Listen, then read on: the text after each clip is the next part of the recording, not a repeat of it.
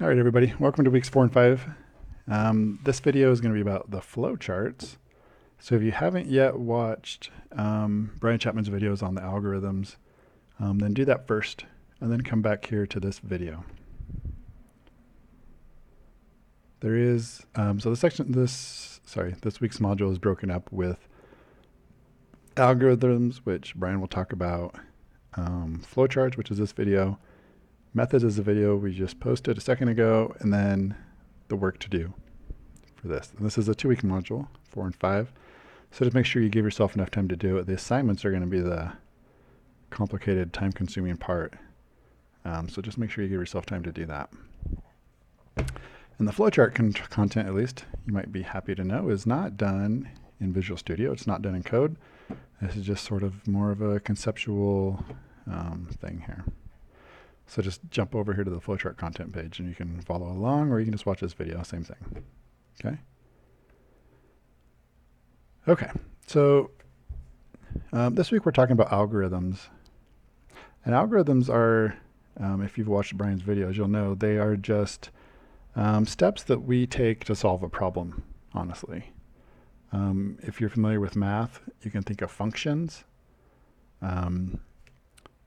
Functions are just a bunch of logic that we execute inside of that function to solve a problem, and then we have some sort of result or output from that function that gives us the answer to whatever we were asking that function to do for us. And similar in programming, but the difference here is before we start writing a program, we need to really give it a lot of thought about what it is we're trying to do. In the professional world, you're going to get, to know that information, you're usually going to get a list of requirements. The requirements are going to come from some sort of analyst. In Intermountain Healthcare where I work, we have clinical analysts, which are typically nurses or doctors or, I don't know, pharmacists or respiratory therapists, whoever is that's the domain expert on what we're trying to solve.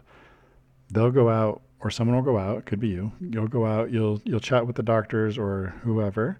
You'll figure out what the problem is they're having, and you'll figure out what it is that they need to have happen to solve the problem. Okay, so they'll give you a lot of requirements. They'll say things like, we need to be able to search for doctors. We need to be able to search for patients. We need to be able to click on a patient and see what are their allergies. We need to be able to take those allergies, and we need to go see if they have any medications that are contraindicated for those allergies, right? Things like that. They're going to give you these requirements. And that's good. That's a good place to start. But as a programmer, there's a lot more detail involved that the analysts don't know about and that we, as the programmers, are getting paid to figure out, right? We take those requirements, we take those rules, and we got to think about logically what could go wrong, right? What could go wrong when we tried to search for patients or for providers?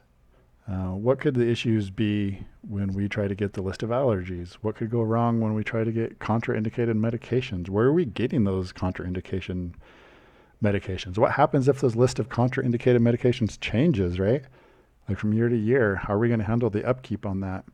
Where are we going to store that data in the system? How is it going to be accessible? Who's going to access it? Right? And all these sorts of things. Those are just general things. Then it's the more complicated things down at the lower level, right? How are we going to read that data? Are we going to do a loop? Are we going to do a while loop or a for loop? Are we going to compare these strings? Are we going to go look up by SNOMED codes and standardize them? Are we going to look at LOINC codes? Are we going to look at CPT codes? Whatever the case may be, we got to get all the details figured out. We have to fully understand what our problem we're trying to solve is going to be. Algorithms are just the steps we take to solve a problem, right? So we need to think about all the details of our issue, of our problem domain. When you watch Brian's videos, the first 3, he goes through a few examples. He does the prime number calculation and a couple other videos.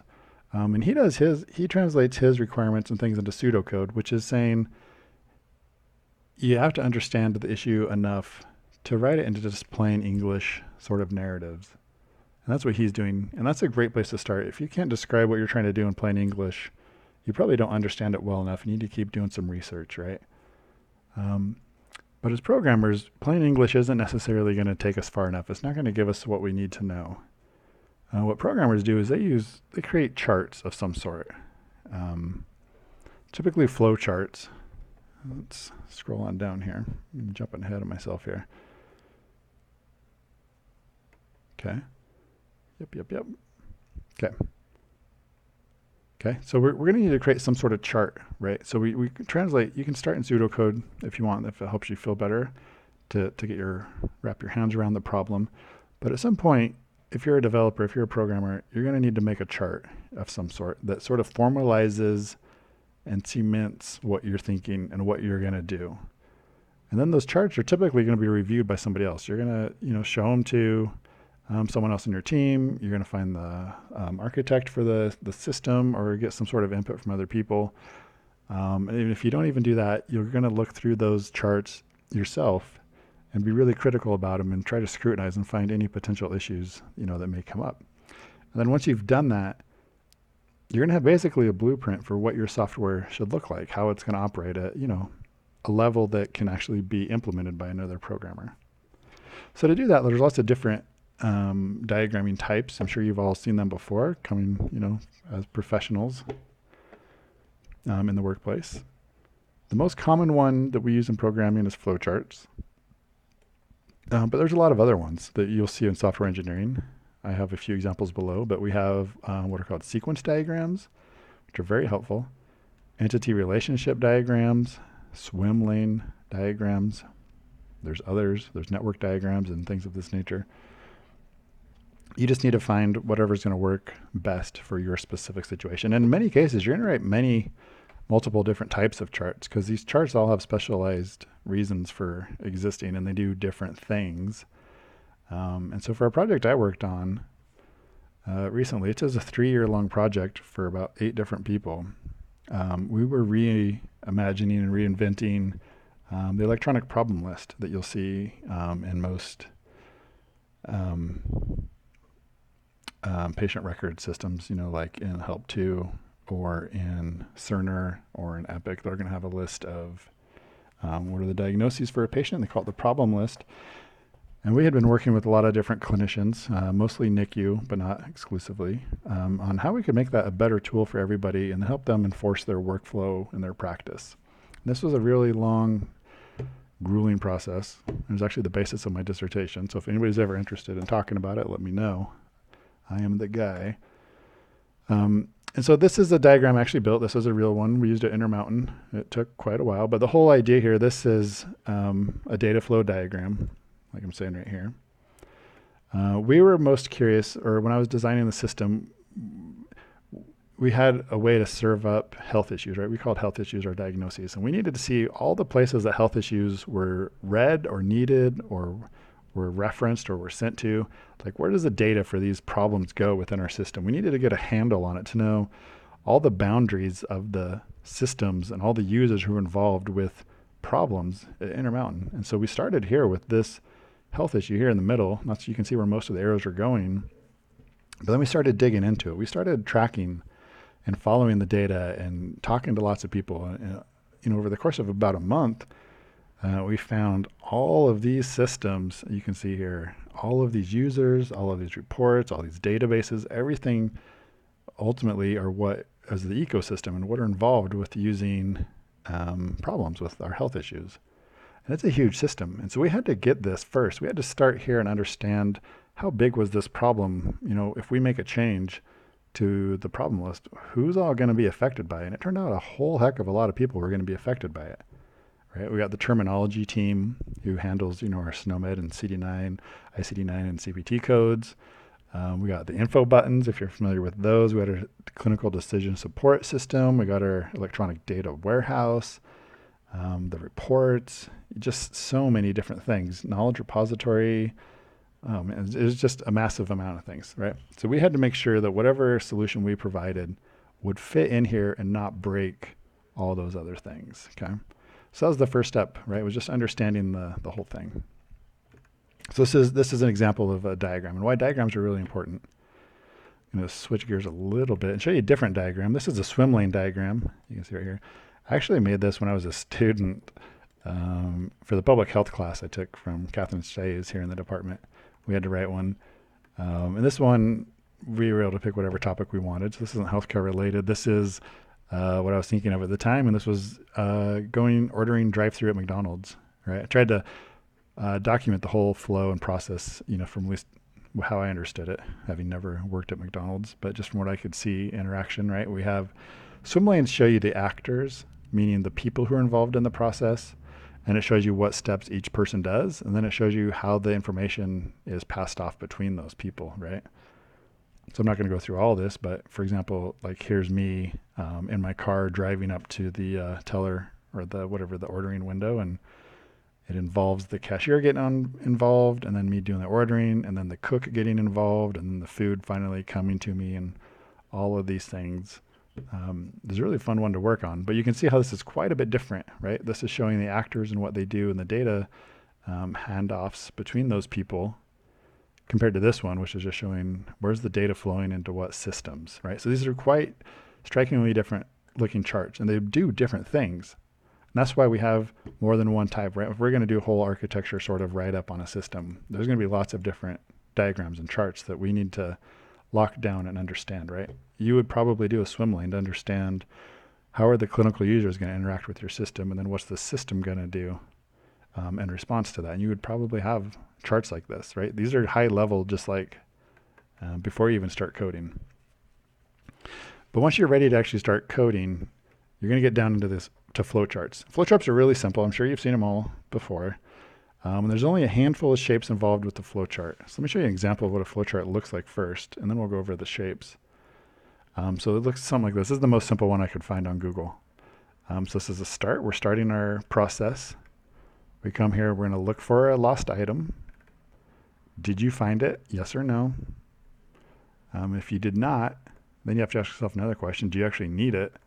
If the answer is yes, then you're going to keep looking for the lost item. You're going to keep doing this loop until you find the item you're looking for, and then once you're done, you're going to exit.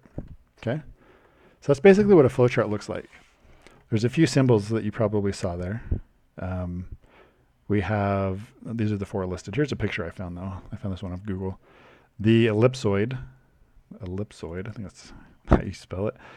That's what you're going to use to show when your process starts or stops. So right here, the start, right? It's an ellipsoid. The other one you have are arrows. Arrows show the direction in which things are happening, where your output is going and where it's, headed. So just follow the arrows, the direction that they're going. Pretty simple there. We don't really use input and output a lot, but process is something we use. This is a rectangle or a square, however you want to refer to it. So process are the squares, right? So we're saying this is a process or a task we're doing, which is looking for the lost item, whatever that entails, right? There's a lot of detail in that, right? It's like maybe shuffling through a cardboard box at the lost and found at the movie theater, maybe in this case, and you're pulling items out, looking for what you're looking for. And then the other decision we really care about is the decision, the diamond, right? A diamond is anytime you're asking a question and you have to make a decision. And so these are diamonds, and it's saying, did you find it? Yes or no. So we just have the arrow going out of no. We could also have an arrow going out that was yes, right? Did you find it? Yes. Then there would be something saying stop. You found it, so stop the process. But we didn't. Then we ask ourselves another question. Do you actually need it? We said yes. If we said no, then it might also go down to stop. Say, you don't need it. Don't keep looking. Don't worry about it. But we said yes. So then this whole process loops and repeats. It could be an infinite loop, but more than likely you're just either going to give up if you don't find it, or you will find the item, right? So it's looping. Okay, so those are the shapes we're going to use, and this is what we just described, right? So this is a very basic one. So think about what you would do. We did the contraindications to warfarin assignment the other week, right? And in that, there was a bunch of stuff, a lot of conditions in there that you were looking for. It was a semi, intermediate level complexity program that we wrote, right? We had all these contraindications, we had all this data, we had to do some comparisons and some logic, right? So think about what you would have written to codify or to, document those decisions you were making, right? It would probably be something like a start, and then we look for, the first patient in the list of patients. And then it's maybe go grab the list of allergies. And then it's like, go compare that allergy to the list of contraindicated allergies. Did you find it? Yes. Did you find it? No. Do certain things. Go look at the diagnoses and then compare them. Did you find what you're looking for? No. Keeping track of the count. And then you'd want to have some sort of output, right, of is this patient contraindicated for warfarin, yes or no, and what was the count of how many times it found, an exception, right? So you could codify that whole program into a flowchart just like this. And when you're doing a flowchart, you can make it as complicated as it can be, or a little bit higher level, something like this. You could go into more detail, right? What does it mean to look for a lost item? You could break that out into a whole bunch of more shapes, right? So here's one. Here's a slightly more complicated flowchart.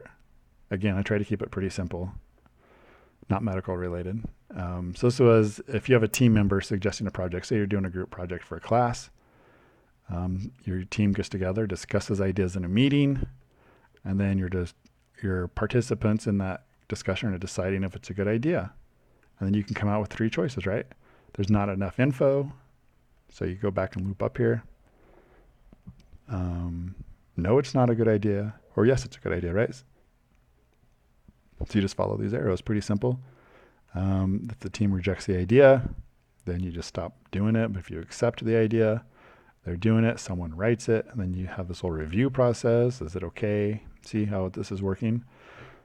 This one's a little bit more involved than the one above, but it's something we can follow, right? So now try to imagine translating this sort of thing into code, right? You can see the diamonds are going to probably be if statements. They could be while conditions or something, or loops. You can see how these arrows are starting to come back on themselves. That's sort of indicative of a loop, right? We come here, something's not right. We come back and loop up back on itself. We're also doing a loop here, right? Or doing some processes, right? Creating some variables and things like that. So you can start to see how this could be translated into Python code pretty easily, not too difficult. And that's the idea of what we're trying to do here, right? We want to be able to create a diagram or a document. The document's what we're doing. We want to be able to hand it off to another programmer. And the idea is it should be, the document that we create as programmers should be detailed enough that if I have, I should be able to give it to another programmer and they should be able to write the code for me, right? That's the goal with this. It's serving as documentation, it's serving as training material, and it's serving as a way to let us expand our workforce, right? One of us writing a software is good. 2, 3, 4, 5 people writing software, it's going to get done a little bit quicker if everybody knows, what they need to do, and we can sort of break off chunks of work logically and stuff like that. That's the whole idea here. Okay. And you want to make sure that when you're documenting these things, that your tasks aren't too nebulous. They need to be bite-sized tasks. They need to be things that are easily knowable, right? I was trying to see here. This might be a little nebulous, right? What does it mean to discuss ideas in a meeting? You can probably figure it out. Everybody's going to have their own different ideas. Maybe you're just going to talk and whoever's the loudest wins. Maybe you're going to put up little sticky notes up on the whiteboard. Maybe you're going to vote for it. You're going to have a blind vote, right? Like a heads up, 7-up sort of thing. There's, a million different ways that you can do these sorts of things. So getting them more detailed is going to give you a better result. And then you can hand that off to somebody else to do some work for you, to understand what you're doing, to evaluate and critique your code. Okay, so for the first assignment on this week, modules 4 and 5, assignment A is we're going to create a flowchart. So that's the first thing you're going to need to do. I'm going to hop over there and show you, just so you see what we're talking about.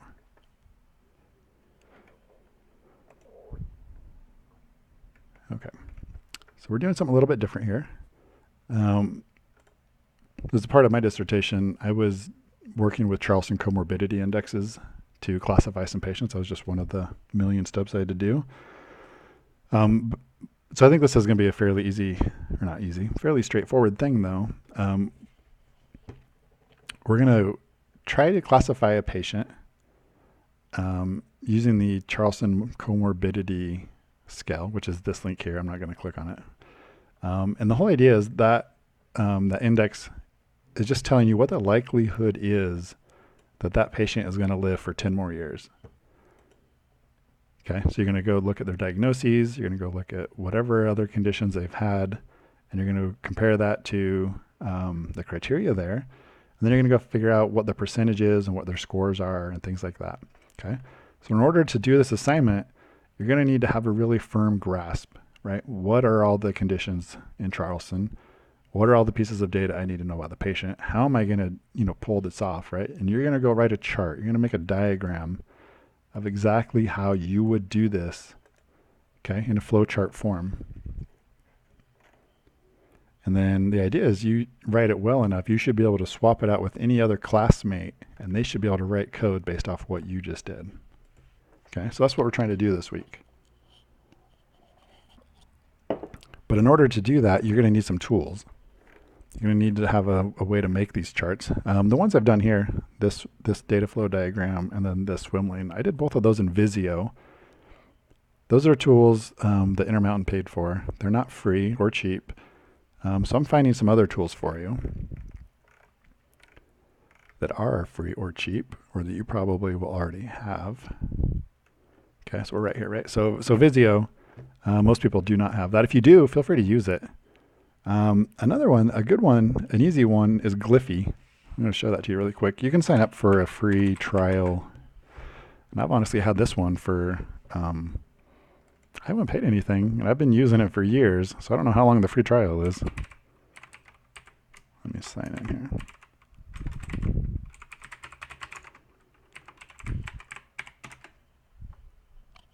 Okay. Yeah, so I use Gliffy quite a bit. In fact, it's saved the last one I worked on. This one was one I did for my dissertation. I put this in one of the papers I published. But I built this here in Gliffy, but I don't want to look at that one. I want to make a flow chart, okay? So Gliffy is a free website. Just click a new one. Here we go. I want a new, and then here's the choices. It gives you some here. Create a new diagram, right? Here's all the ones that Gliffy knows how to do. This one's business process modeling notation. This was actually network diagrams. UML is a whole other thing we're not going to talk about, but it is software related, entity relationship diagrams. But the one we care about here is flowchart. It's very common. So we just click on a new flowchart. And then over here on the left-hand side, we just open up the flowchart shapes. Okay. So there's a lot more shapes here than the 4 or 5 we talked about. Technically, flowchart does have a lot of shapes. But if you just use the 4 or 5 that we talked about over here on this page, these ones right here, you'll get basically everything done that you need to do. And so all you got to do is just click to drag on and draw, right? So you right here say start. Say we need to go, I don't know, do some sort of process, and then we just got to draw some sort of arrow between them.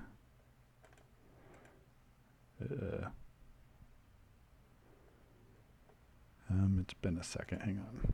There we go. So it's been a second since I've used Gliffy.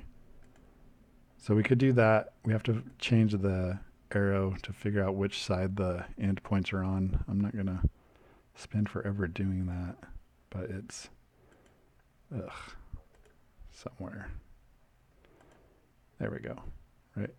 That's the start. So I want the end. I want it to be one of these arrows. Okay. So now we're showing the flow from top to bottom.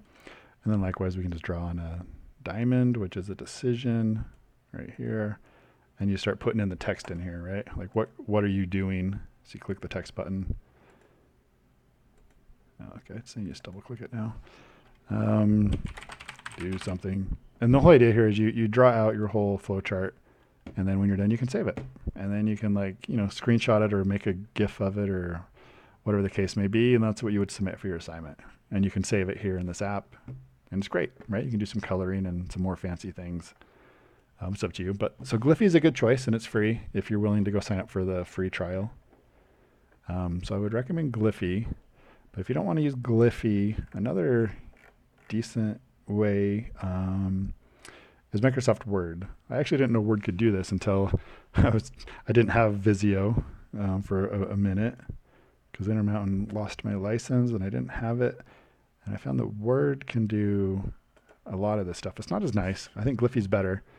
But if you come up with a new document, they have, hang on, it's going to be here. Yeah, insert and shapes. They have, right here, flowchart. So Word has a whole bunch of shapes, and they have all the flowchart shapes, just like we saw, right? And these are probably similar to the ones out in Gliffy. I didn't compare, but they have the square or the rectangle for processes, the diagram, or sorry, the diamond for making decisions, the start and end ellipsoids, right? So all these same shapes are here, and you can just, again, oops, you just click and you draw, and then you can modify it how you want. But over here, it puts some shapes. I'm going to go back because I don't want to fumble through all those. I'm just going to go back here and insert a shape. Let's find a diamond. Where'd it go? Right there. So click on diamond. And then again, I just draw it, and then you can start doing your arrows and connectors and stuff like that, right? Easy. And then you can format it. You can add text into it. Right here, you add text and do whatever you're going to do. Okay? So you can do it here. I think Word's a lot more clumsy. I like Glyphy better. But you can do the same thing in Word. And then finally, if you don't want to use or don't have Word and you don't want to use Glyphy, you can always also do it handwritten. I've had, over the years that I've taught courses, I've had lots of students submit things handwritten because that's how they prefer to do it. You know, they want to get out a ruler and pencil and just go to town. It's a lot harder, I think, to do it handwritten because if you need to add in things, you can't, it's really hard to just erase and move things. Whereas, you know, on a tool, you can just drag them out of the way and you have more space instantly. But if you want to do it handwritten, that's fine. And you just need to take a picture of it or scan it. So these are all some ways you can get the assignment turned in. Obviously I have preferences, right? And just make sure you turn in something that's easy to read, like either a PDF or a picture, like a, you know, GIF or a ping or a bitmap or something. So everybody can see it. And then, so again, this is the material you're going to need to know. You go do assignment 1 or the first part of the assignment this week with the instructions listed there. And the whole idea is you want to make the diagram that's detailed enough when you ask yourself, you know, if you handed this to a classmate, would they be able to take your diagram and write software based off of it? Okay, and that's usually where people go wrong, is they don't handle enough detail, right? You got to think about, even if you just get the diagrams for the basic flow, right? Like reading a list of diagnoses, you need to be able to handle like edge cases, right? Like what if you're comparing diagnoses strings, right? Like we did in the herpes example, or peptic ulcer, I think was one we had last week, right? So if we're looking for peptic ulcers on a patient, what if they send it with a capital P for peptic? What if they send it with a lowercase p for peptic? What if they have a uppercase U, right? So the casing of the words matters when you're trying to compare things. So you got to have logic in your flowchart to handle that. What are you going to do to make sure that the words actually match, right? Because lowercase and uppercases don't match. They have to be the same case to match. Or you can ignore all that and you can look for, you know, the code, right? You just don't worry about the text. You just want to look at the diagnoses code, right? You just want to find if it's a 175.2, then that means something. You don't have to worry about case, right? So you want to be that level of detailed, right? Or what do you do if there is no peptic ulcer in the list? How do you handle it? What do you do if there is a peptic ulcer in the list? How do you handle it, right? So just make sure that your diagrams are that thorough when you're doing it. So again, there's not a lot here. Everybody knows about diagramming, and this is very simple stuff, and there's not really much to teach other than the shapes and the tools that you can go do it.